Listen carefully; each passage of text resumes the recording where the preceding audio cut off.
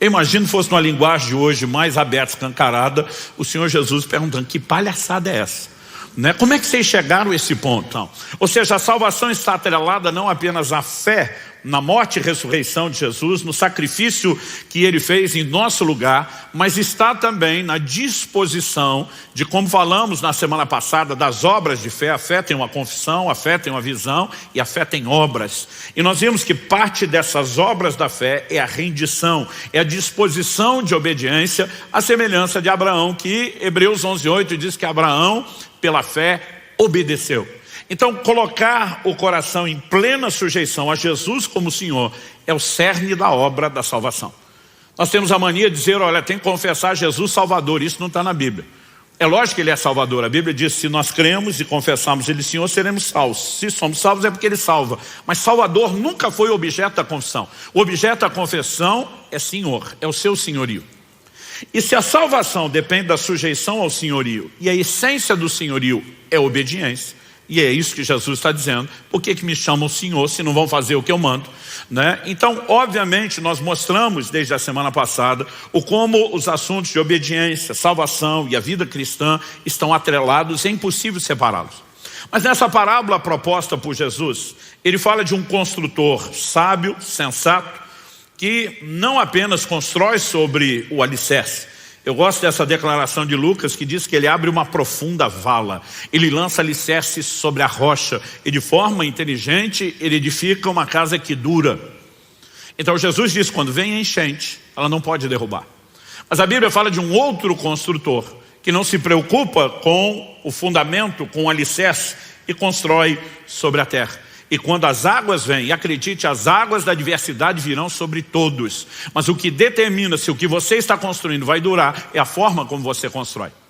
E nós precisamos entender que uma vida cristã que não é fundamentada na obediência, ela tem prazo de validade e essa casa em algum momento vai cair. Então Jesus está dizendo: não se iluda. Ou você me leva a sério obedecendo o que eu estou propondo, ou você está enganando a você mesmo e é só uma questão de tempo, a casa vai cair.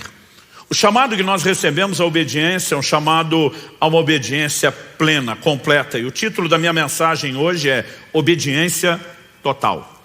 E quero usar essa expressão obediência total, porque muitas vezes nós relativizamos a obediência. E essa é uma forma como acabamos nos enganando, né? Porque obedecemos numa área, acreditamos que desobedecer na outra se compensa, porque muitas vezes temos uma aparência de obediência, achamos que está tudo bem. E eu quero te mostrar, né, algumas verdades bíblicas. A primeira delas é que obediência aparente é desobediência. A segunda coisa é que obediência parcial é desobediência, não pode ser vista como obediência. Mas em terceiro e último lugar, nós vamos mexer com aqueles que já cresceram um pouquinho e assumiram o compromisso, que é um outro perigo. É quando deixamos a desobediência, entendemos a obediência, mas podemos migrar para uma coisa perigosa que eu vou chamar de o orgulho da obediência, que é algo, como veremos, contraditório em si mesmo. Em primeiro lugar, vamos falar da obediência aparente. No Evangelho de Mateus, no capítulo 21, o Senhor Jesus nos apresenta uma parábola acerca de 2 filhos. Dos versos 28 a 32, nós lemos o seguinte: o que vocês acham? Um homem tinha 2 filhos. Chegando seu primeiro, disse: filho, vá hoje trabalhar na vinha. Ele respondeu: não quero ir. Mas depois, arrependido foi. Dirigindo-se ao outro filho, o pai disse a mesma coisa. Ele respondeu: sim, senhor, mas não foi. Qual dos 2 fez a vontade do pai?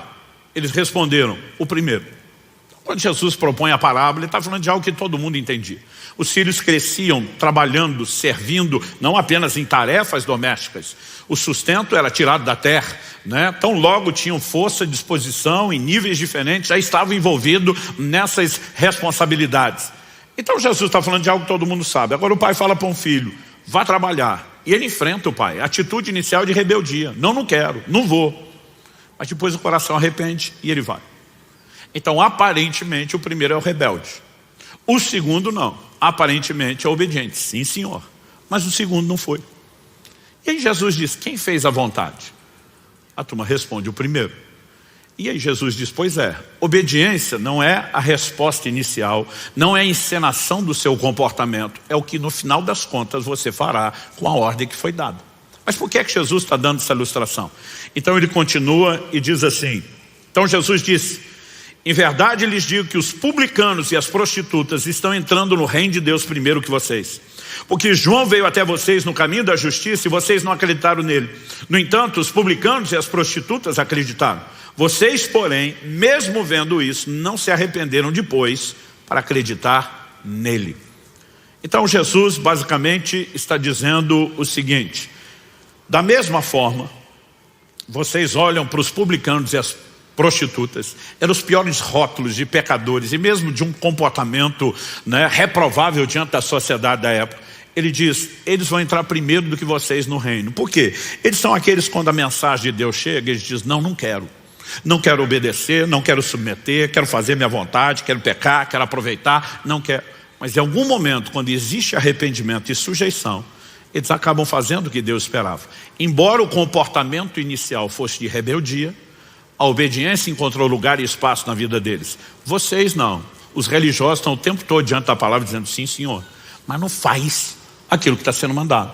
Então vocês não têm aparência de rebeldia, vocês têm aparência de obediência.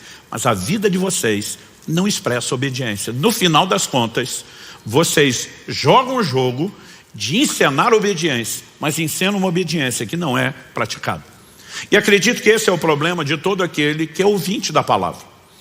Porque Jesus está falando daquele que ouve as suas palavras e decide praticar ou não. Nós não estamos falando de um nível de rebeldia, aquela pessoa que diz para Deus, não quer nem te ouvir. Está falando de alguém que chega ao ponto de ter uma certa aparência de piedade e dizer, vamos lá ouvir o que Deus tem. Só que não faz nada a respeito disso. Aliás, em Tiago, no capítulo 1, no verso 22, a Bíblia classifica esse tipo de gente como alguém que engana-se a si mesmo. Primeiro, ele não engana a Deus, porque Deus está vendo todas as coisas.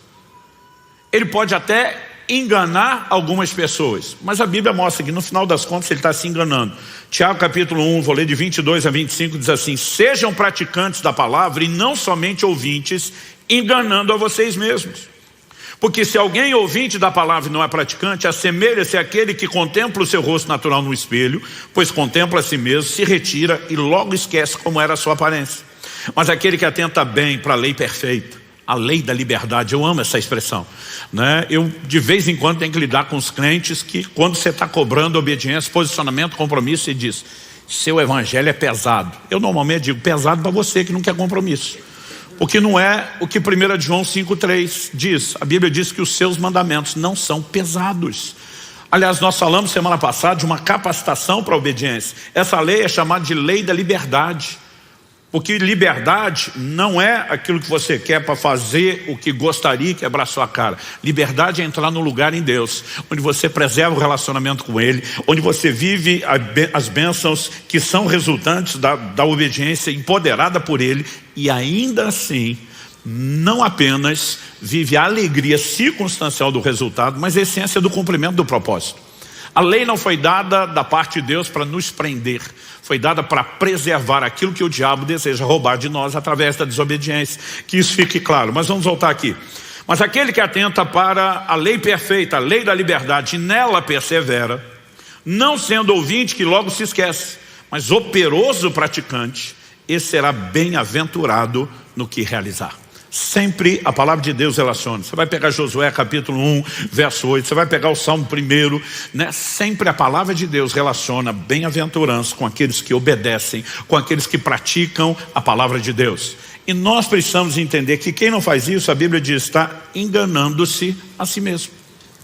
Porque muitas vezes ele acredita que diante de Deus, o estar ali ouvindo a palavra, cultuando, é tudo que Deus precisa. E Deus não quer uma aparência de piedade, Ele quer uma conduta que de fato se expresse por meio da obediência à sua palavra. Interessante que num outro momento Jesus confronta os fariseus, porque eles eram a seita mais severa dentro do judaísmo. Eles eram o grupo religioso mais dedicado. É o que, usando a linguagem atual, alguém na época poderia dizer, são os beatos, são os carolas, é o time da dedicação, realmente, de fato, são eles. E eles se tornaram muito conhecidos pelo seu zelo em obedecer a palavra. Mas ao longo do tempo, eles usaram aquele próprio zelo e dedicação para criar desculpas para não obedecer a palavra. Olha o que Jesus diz no Evangelho de Marcos, no capítulo 7, do verso 5 até o 13. Os fariseus e os escribas perguntaram a Jesus: por que os seus discípulos não vivem conforme a tradição dos anciãos, mas comem com as mãos impuras? Os anciãos estabeleceram alguns ritos de purificação, entre eles um processo de como deveriam lavar, as mãos, lavar-se a si mesmo antes de comer, e eles estavam pegando espigas, comendo de qualquer forma, e o povo vai lá dar uma bronca em Jesus. Por que é que eles não vivem conforme a tradição? Jesus respondeu: bem profetizou Isaías a respeito de vocês, hipócritas, como está escrito: esse povo me honra com os lábios, mas seu coração está longe de mim. Em vão me adoram, ensinando doutrinas que são preceitos humanos. Rejeitando o mandamento de Deus, vocês guardam a tradição humana. Disse-lhes ainda: vocês sempre encontram uma maneira de rejeitar o mandamento de Deus para guardarem a própria tradição. As traduções mais clássicas de Almeida diz jeitosamente. A palavra traduzida jeitosamente, kalos, fala de algo belo, ou seja, diz: vocês embelezam a desculpa da desobediência de vocês. Então o Senhor diz o seguinte: vocês sempre encontram uma maneira de rejeitar o mandamento de Deus para guardarem a própria tradição. Pois Moisés disse: honre seu pai e sua mãe, e quem maldisser a seu pai ou sua mãe seja punido de morte. Vocês, porém, dizem que se alguém disser ao seu pai ou à sua mãe: aquilo que você poderia receber de mim é corbã, isso é oferta ao Senhor, então vocês o dispensam de fazer qualquer coisa em favor do seu pai ou da sua mãe, invalidando a palavra de Deus por meio da tradição que vocês mesmos passam de pai para filho, e fazem muitas outras coisas semelhantes. Ou seja, Jesus está dizendo: vocês conseguiram criar rituais, aparências de piedade que negam a palavra. Conversa é essa. A Bíblia manda honrar pai e mãe, e fala das consequências de você agir da forma inversa. Agora vocês dizem que quando a pessoa consagrou a Deus aquilo, ela não deve mais obediência. Jesus está dizendo: que conversa é essa? Eu imagino que fosse numa linguagem de hoje mais aberta, escancarada, o Senhor Jesus perguntando: que palhaçada é essa? Como é que vocês chegaram a esse ponto? Mas o interessante é que por trás de tudo isso, existem normas sendo estabelecidas que aparentam que eles estão defendendo um código, que eles continuam vivendo a obediência, mas o que na verdade eles estão praticando é só uma aparência de obediência.